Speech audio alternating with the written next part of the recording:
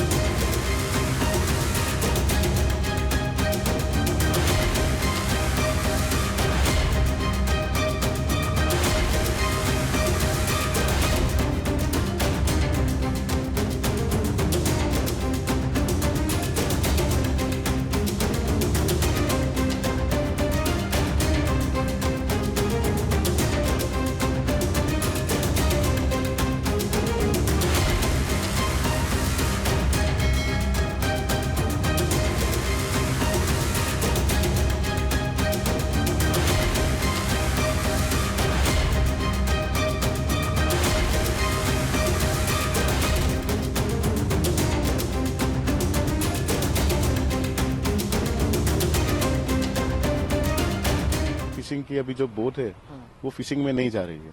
उसका क्या रीजन है सर? उसका मेन रीजन तो ऐसा है, बहुत सारे फैक्टर्स है, पर मेन रीजन तो है कि जो डीजल का जो भाव है, जो कोरोना के समय में जितना भाव था 45, 48 हुआ था, उसके बाद अचानक से उन लोगों ने सरकार ने सबसे एक्साइज ड्यूटी है उस पर बढ़ोतरी की थी। उसके बाद से लगातार डीजल के दाम बढ़ते गए, पर उसके साथ साथ में जो हमें जो फिशिंग का जो लैंडिंग था, वो फिशिंग का लैंडिंग थोड़ा कम हुआ, और कम होने के साथ साथ भी उसका जो फिशिंग का जो फिश का जो हमको जो प्राइस जो मिलना था, जिस तरह से हर एक चीज महंगी, डीजल महंगा हुआ, लेबर महंगा हुआ, उस हिसाब से हमारी फिश है वो महंगी नहीं हुई। तो वो जो इकोनॉमिकल जो बैलेंस हमारा जो होना चाहिए था कि हम बिजनेस को सरवाइव कर सके, वो अभी बहुत ही हमारे लिए कठिन हो गया। एक्सपोर्ट कम नहीं हुआ है। एक्सपोर्ट इसलिए कम नहीं हुआ है कि जो हमारा जो मरीन सेक्टर है, मरीन का फिशिंग है, उसका बोटो जाने का कम हो गया, लैंडिंग कम हो गया। फिर भी यहाँ पे मरीन एक्सपोर्टर्स है वो कम इसलिए नहीं हुआ है क्योंकि वो लोग यहाँ पे आसपास में जो एक्वाकल्चर का जो वहां से श्रिम्स निकलता है, मेनली वेनामी श्रिम्स जो आती है वो एक्वाकल्चर से आती है, पर उसको एक्सपोर्ट करती है मरीन फिश कंपनीज। एक्सपोर्ट कर जी कंपनी है वो मरीन के नाम पे एक्सपोर्ट करते हैं। तो उससे मरीन फिशरमैन को जो ट्रेडिशनली जो दरिया में फिशिंग करता है उसको कोई बेनिफिट नहीं हुआ है। ऑन पेपर आपको दिखेगा कि आपका एक्सपोर्ट तो कम नहीं हो रहा है, तो आप किस बात का कंप्लेन कर रहे हो? हमारा एक्सपोर्ट भले कम ना हुआ, पर जो मरीन का जो एक्सपोर्ट था वो कम हुआ है। एक्वाकल्चर का एक्सपोर्ट ऐड हुआ है, इसलिए स्टेबल दिख रहा है आपको। अगर आप एक्वाकल्चर का अगर आप उसको अलग सेक्टर में देखो तो मरीन का आपको सीधे सीधा दिखेगा कि इसमें बहुत ही बड़ी खाई होगी, और वो बहुत ही बड़ी खाई में पूरा सेक्टर डूब रहा है।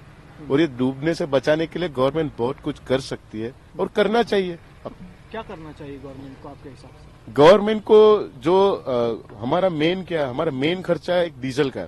अगर गवर्नमेंट हमको कोई स्पेशल केस में ले, स्पेशल सेक्टर ले, पैकेज की नहीं, अब स्पेशल एक सेक्टर बना चाहिए फिशिंग बिजनेस को, कि जिसमें जो डीजल आता है गवर्नमेंट के अंदर, अभी जीएफसीसीए के थ्रू हमको आता है, गुजरात फिशरीज का जो एसोसिएशन है हम मछुआरों का, उसके डीजल पंप थ्रू आता है। गवर्नमेंट उसमें इंटरवीन करके उसमें स्पेसिफिकली हमको भाव कम करके दे कि ये फिशिंग इंडस्ट्री में ही जाएगा ये डीजल, तो उसको ये कम भाव में जाएगा। अभी ऑलरेडी पिछले साल देखे जीएफसीसी वालों को 116 रुपये में डीजल हम वहां से खरीदना पड़ता था। 116 में, रिटेल में 93 में मिलता था डीजल। यहाँ पे गुजरात में जो मछुआर है उनको अगर डीजल भरवाना है जीएफसीसी में तो 116 रुपया था। तो हम कैसे लेंगे? गवर्नमेंट करना क्या चाहते हैं? अगर हमको फिशिंग इंडस्ट्री, आप किसी भी देश में देखो सब्सिडाइज ही होती है, सब्सिडी के बगैर वो चलेगा नहीं। हम ऐसा नहीं कह रहे कि हमको फ्री में सब दे दो, हम कह रहे कि हमको जो पाकिस्तान वाले जो मछुआरे हैं, पाकिस्तान की जो फिशिंग इंडस्ट्री है, जो हमारे साथ कॉम्पीट करे, क्योंकि वो भी चाइना में एक्सपोर्ट कर रहे हैं। यहाँ के इंडिया के जो मछुआरे जो है उनकी मच्छी भी चाइना में एक्सपोर्ट हो रही है, अगर वहां पे ईरान में उनको सस्ता डीजल मिल रहा है, पाकिस्तान में सस्ता डीजल मिल रहा है मछुआरे को, श्रीलंका में जाओ तो वहां पे उनको सस्ता डीजल मिल रहा है कंपेरेटिवली इंडिया के, और हम भी वही धंधा कर रहे हैं, पर हमको वो महंगा पड़ रहा है, तो हम फॉरेन मार्केट में सर्वाइव कैसे करेंगे।